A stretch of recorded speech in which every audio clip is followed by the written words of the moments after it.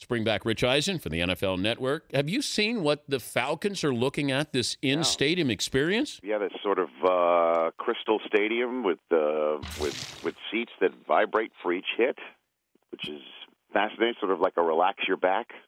Yeah, what else is in there, McLovin? Isn't there a 100-yard bar in the Falcons' proposed stadium? Yes, and a fantasy football center that you can go on the side of the stadium. Sense.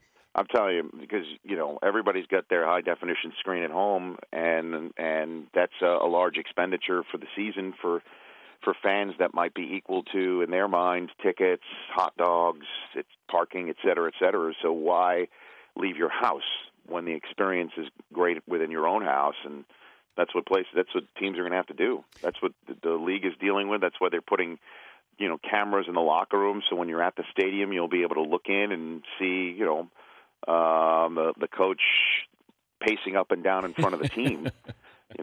That's what they're looking to see, and that's only going to be seen in stadiums. So that's not enough for me to go to a game. But they got to start fantasy football, Wi-Fi, so you can follow your team, that sort of stuff.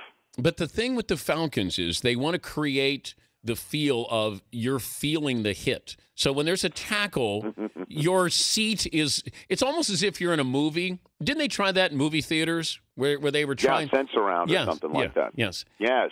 But what if they miss the tackle? Does somebody come out and berate you as well? Like similar sensations. You get the Gatorade douse after a win. Maybe they'll do all that stuff. Maybe it'll be just next level type material. But we've created the perfect experience to watch at home because you have your surround sound, your flat screen TV. Don't have to wait in line for a beer or the bathroom. And you have us. Don't forget. Yes. You've got Emmy Award nominated hosts bringing to you the perspective and next level entertainment that you require. But the Packers don't have to do this.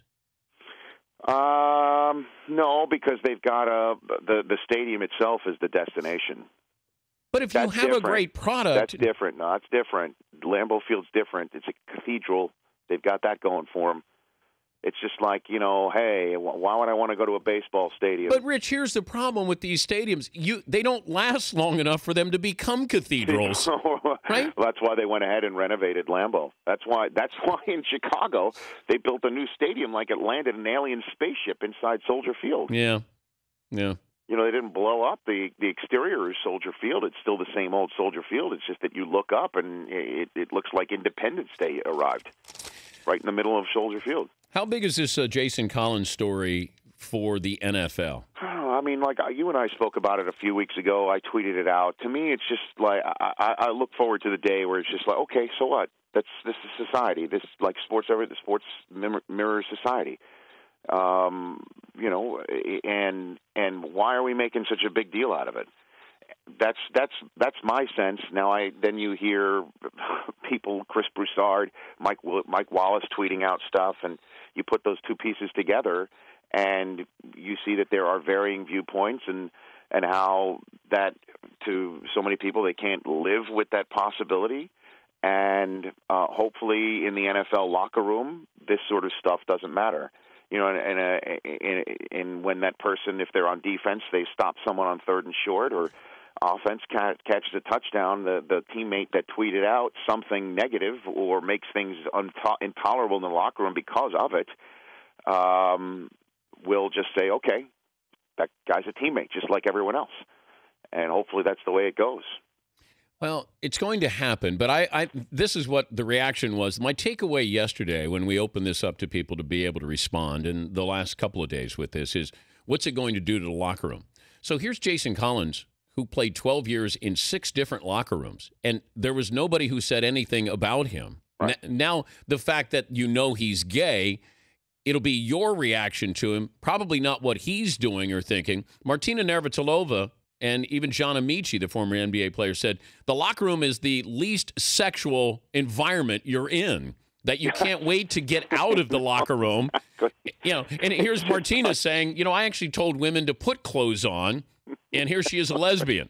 So we're thinking, oh my God, what's going on? There's some towel snapping. I mean, what are they? A naked twister in there? I know it's not like from every locker room I've been in, it's not like the White Shadow where they're all singing, and all of a sudden, a party breaks out, and suddenly you're asking somebody if they've been here often. It's just that is not the locker room environment I've been in my entire life. So hopefully, again, everybody just takes a breath here and realizes that this, again, is just like society, and him coming out is extremely beneficial and helpful to so many people who live their lives or have lived their lives in the similar manner that that Collins has had to, and hopefully that's just makes this entire country a better place.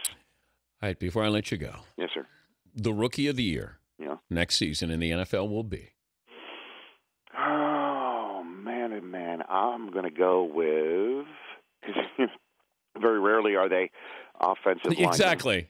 Joe Thomas should have been co-Rookie of the Year with Adrian Peterson. That's not going to happen. No, it's not. I guess just for that fact, I'll go Tavon Austin. Ooh, okay. I mean, that's my favorite player. I'm going to go off the board here.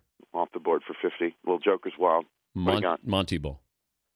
I don't know about that one. Yeah, I mean, Tavon Austin, I think, will be the most impactful. But if I was going to go off the board, I don't think he's going to get the ball enough. I mean, how is Manning going to share the ball? Welker's a 100-catch type guy. Okay, all right. I just don't see it. And then they already have Noshawn, Hillman. I mean, there's McGahee might return. Yeah, but he's coming back from a lot. I just don't know. With a rookie, I mean, here's first things first.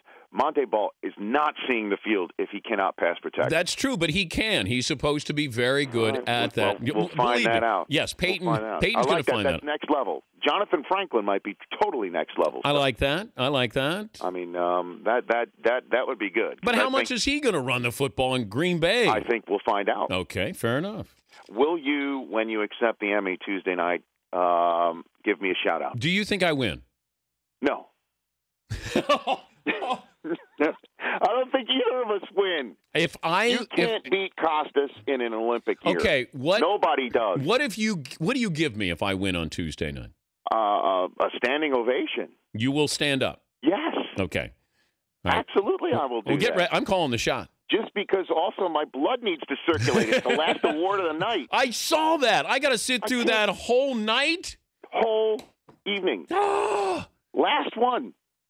So, yeah, I need to stand up and, get the blood flowing. All right. If I win on Tuesday night, I will definitely mention you. And vice versa, Dan. Do you think I win Tuesday night? I hope so. Oh, okay. I do. I hope so, too. Yes. For you. I hope you win, too. I really mean that. Maybe it's co. That would sort of like what would be a real ball buster if it's co and neither one of us wins. It's Costas and Scott Van Pelt up there, and we're going 2/5. It's 2/5 of the what? Other. Well, or it could be like that SB co-player of the year between Tiger Woods and Ken Griffey Jr. Well, that's as long as you show up at the ESPYs, you get an ESPY. Sit right in the front row. Yeah, I know. I love that. All right, I got to go. Bye. All right, buddy. Rich Eisen, NFL Network. Also, NFL.com/Rich Eisen, his podcast.